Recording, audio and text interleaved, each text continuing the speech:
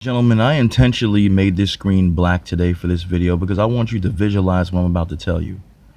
I've discussed Black Wall Street numerous times on my old channel, on this channel as well, and how we can get back to Black Wall Street if we put our minds to it. We could achieve it, but people have to have that sort of mindset in order for it to happen. Also, unfortunately, with Black Wall Street, we know about the massacre. Millions of black lives destroyed, murdered, taken away by these whites who came in and decided that they wanted to destroy what a black community has built, based on a lie of a white woman saying that she was raped by a black bellboy, I believe it was, in the elevator. All a lie. But with that lie came the destruction of Black Wall Street. And we know that's a massacre. There's been a lot of massacres that involved racism against blacks. But have you ever heard of the ELAINE massacre? It's also known as the ELAINE Pogrom massacre. It began on September 30th, and it ended on October 1st, which is today, the date of this video, 1919. Happened approximately around the same time, maybe a year or two, but around the same time as the Black Wall Street incident. This happened at Hoop Spur in the vicinity of ELAINE in rural Phillip County, Arkansas. An estimated 100 to 237 black people were killed, along with 5 white men. According to the Encyclopedia of Arkansas, the ELAINE massacre was by far the deadliest racial confrontation in Arkansas history, and possibly the bloodiest racial conflict in the history of the United States.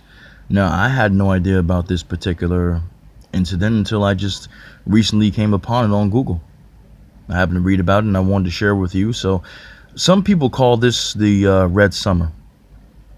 And this is a lie of a post that the whites put up to stir other whites into killing black people. I'm going to show you this on my phone. So give me 1 second. All right. All right, check this out. As you can see, it says Negroes plan to kill all whites. Slaughter was to begin with 21 prominent men as the first victims. We just begun is the password. Blacks had armed themselves and planned to kill every white person in sight when plot was exposed. This is a goddamn lie, and I'm going to read to you how it was a lie. Now, if my phone cuts off, I'm gonna have to make this part 1. And I'll have to make another part of this because I definitely want people in the black community that watch my channel to know about this piece of history. Okay? So I'm reading this from Wikipedia. I like to do my research on things and stuff like that. So I'm letting you guys know because a lot of you probably don't know about this. Maybe some of you do. All right? Located in the Arkansas Delta, Phillips County had been historically developed for cotton plantations and was worked by African American slaves before the Civil War. In the early 20th century, the population was still overwhelmingly black, as most freedmen and their descendants had stayed as illiterate farm workers and sharecroppers because, you know, they didn't allow black people to read. But we damn sure could work our asses off for the lazy, so-called dominant society. African Americans outnumbered whites in the area around ELAINE by a 10-to-1 ratio. And by 3-to-1 in the county overall. So we were the dominant ones over there. And not so-called either. White landowners controlled the economy. Of course they did. Why wouldn't they? Selling cotton on their own schedule, running high-priced plantation stores where farmers had to buy seed and supplies, and settling accounts with sharecroppers in lump sums without listing items. The Progressive Farmers and Household Union of America had organized chapters in the ELAINE area in 1918 to 1919.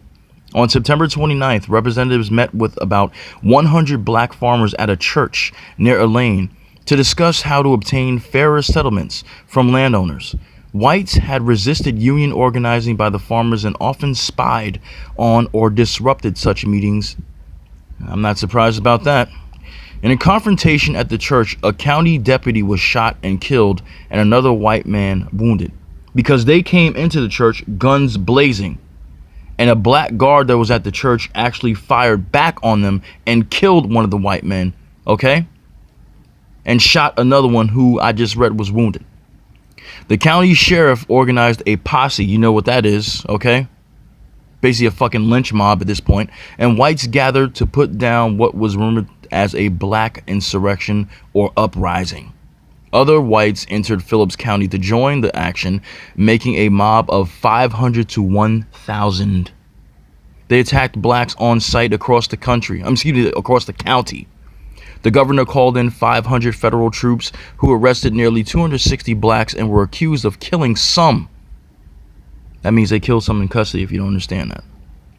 Over a 3-day period, fatalities included 100 to 240 blacks, with some estimates of more than 800, as well as 5 white men. The events have been subject to debate, especially to the total of black deaths. The only men prosecuted for these events were 122 African Americans, with 73 charged with murder. That is bullshit. 12 were quickly convicted and sentenced to death by all white juries. That's not a surprise. For murder of the white deputy at the church who started the goddamn shooting in the church, okay? Others were convicted of lesser charges and sentenced to prison. During appeals, the death penalty cases were separated. 6 convictions, known as the Ware defendants, were overturned at the state level for technical trial details. These 6 defendants were retried in 1920 and convicted again, but on appeal, the state Supreme Court overturned the verdicts based on violations of the Due Process Clause and the Civil Rights Act of 1875 due to exclusion of blacks from the juries. The lower courts failed to retry the men within the 2 years required by Arkansas law, and the defense finally gained their release in 1923. Let's move on to what happened, really. I don't want to bore you guys, but I need you guys to know this information because maybe a lot of you don't know about it. This is something of importance right here, okay? The white-dominated legislature, enacted Jim Crow laws. We know what that is. That established racial segregation and institutionalized democratic efforts to impose white supremacy. The decades around the turn of the century were the period of the highest rate of lynchings across the South. We know this, ladies and gentlemen. As I read this, it really angered me, and I'm pretty sure it angers or just disillusions a lot of you. How these white people called in federal troops. They called in so many people to help them because they were afraid that black people were uprising. This proves exactly what people have been saying throughout the years, that they are afraid of black people uprising or revolting against them. They hate us so much, and they show it every day, but they are afraid of what we can do if we are together. It's reality. It's reality. Nearly 600 U.S. troops arrived that day. Finding the area in chaos, white men roamed the area randomly, attacking and killing black men, women, and children. They didn't give a shit how old you were. You were black, you were dead, didn't matter. Fighting in the area lasted for 3 days before the troops ended the violence. The federal troops disarmed both parties and arrested 285 black residents, putting them in stockades. You put animals in stockades, and that's what they thought about black people, for investigation until being vouched by or for their employers and protection. And as I said before, an estimated 100 to 237 African Americans and 5 whites were killed and more wounded. At least 2 and possibly more victims were killed by federal troops. The exact number of blacks killed is unknown because of the wide rural area in which they were attacked, but estimates range from 100 to 237. There's a lot more information here that I want to do in a separate video, but ladies and gentlemen, this just shows you, and it shows me, which I already known for the last 5 years, and I woke up and realized I wasn't living in a post-racial society. I always knew about racism, but I tried to keep a blind eye to things and say, no, things will get better, but no, they're not getting better at all. These people have a history of just being evil. That's all there is to it. There are people in our community who are evil as well. I'm not going to say that they're not. But the stuff that we have done criminally, the stuff that we have done does not compare to what they have done. Not only to us as a people, but to others. But I'm talking specifically about my people, black people. Wherever these people go, chaos follows them. Wherever they go, bodies drop and death is imminent. I don't hate white people. I never will. But when I continue to read my history and research my history, unlike some other people who have this huge fantasy about interracial dating and love white people so much and want to have their children and be in relationships with them because they're disillusioned and very deluded, I can't identify with them because they believe that we live in a post-racial society. They believe that white people are not these monsters that we read about. And not all of them are, no, but many of them are, okay?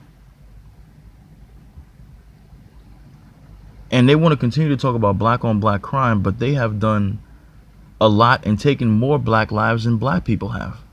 So you can spare me with the black on black crime, because even though we do have, unfortunately, people in our community that kill each other, white people have taken more black lives on this planet than anybody else in this world. And I don't give a shit if you don't believe me or not. It's reality. If you go back to slave times, if you go back to what I just read, if you go back to the Greensboro massacre, if you go back to the lynchings of the Ku Klux Klan from their existence, if you go back to Black Wall Street, you will see black lives taken not by black people, but black lives taken by them, not us. As I said before, and I'll say it one more time, I know that there's black on black crime. I know that black people kill each other as well, and I don't like it. I'm saddened about that. I really am. But they have taken more black lives than anybody else. They have raped more black women than black men have. I don't give a fuck about, you want to tell me, oh, black men have and black women are silent about it. No, these men have raped more black women in total than any black man has. I'm not saying that that makes black men innocent of it or makes them any better. No, but it's real. And that's the thing that you people need to understand and stop lying about and stop telling me that I'm making up, because it's reality. Go to slave times, go to civil rights times. These black women have been raped by these men more than anybody else, and still are raped by these men more than anybody else today. I'm going to do a separate video, a sequel to this, but I want your opinions on what you think about this particular incident. It just shows that they are afraid of black people getting together and organizing. That's why they do everything in their power to break us up and try to make us hate each other. And in some instances, it works, and it's sad that it does. But I hope you visualize what I read. That's why I made a black screen on purpose this time. The next video will definitely have pictures to it, so you guys can see something while I'm talking. But let me know what you think about this. I didn't know about the ELAINE massacre, but now I do, and it makes me angry. But I'm not surprised. I'll talk to you later. Take care.